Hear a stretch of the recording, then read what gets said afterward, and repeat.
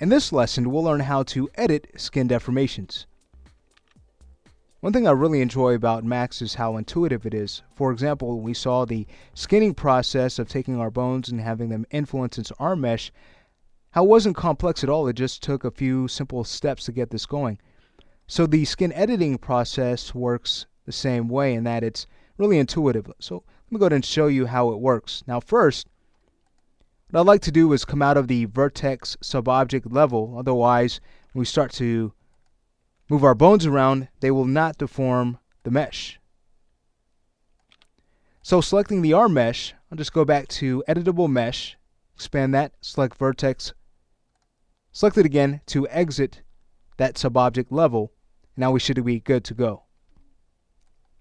Great. What I'll also do with the forearm bone selected is Alt right click and choose freeze transform, choose yes, so we could always go back to this default skin position when we're finished.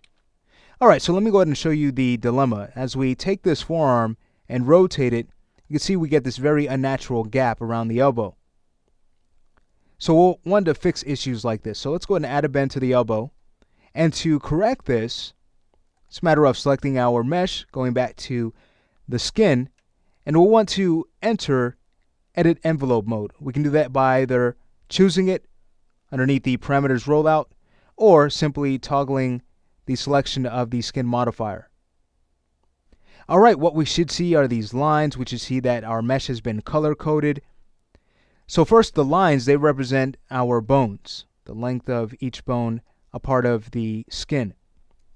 The color coding is a way of telling us how each bone is influencing our mesh. So the red means that these points are being fully controlled by this selected bone, which in this case is the upper arm. Of course, the orange and yellow areas, they mean that we're getting half the amount of control, so we get a nice blend when we start to blend into those areas. Then the blue means that there's hardly any control from that bone at all, and of course gray means no control at all.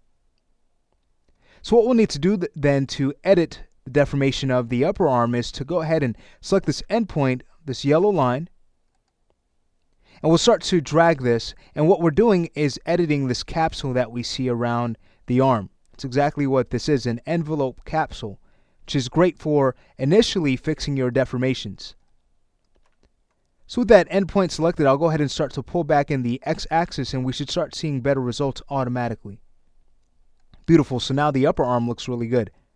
Let's say we go ahead and fix the forearm. I'll go ahead and select its bone. With that selected, again, we want to select that very end point, the line. And now we can start to pull this envelope capsule back, and notice how much better this deformation looks now. A lot more natural. And notice it took hardly any time to do. So these capsules really save us a lot of time. They're not the end-all be-all method, of course. They're going to get us part or most of the way there, but there are still some steps we'll need to take to get much better deformations, and we cover steps like that in our Intro to Rigging course and Intro to Character Rigging and other rigging courses that we make available to you. Alright, but what I'm going to do now is exit Edit Envelope Mode. Again, we could just go ahead and turn it off from underneath the parameters rollout.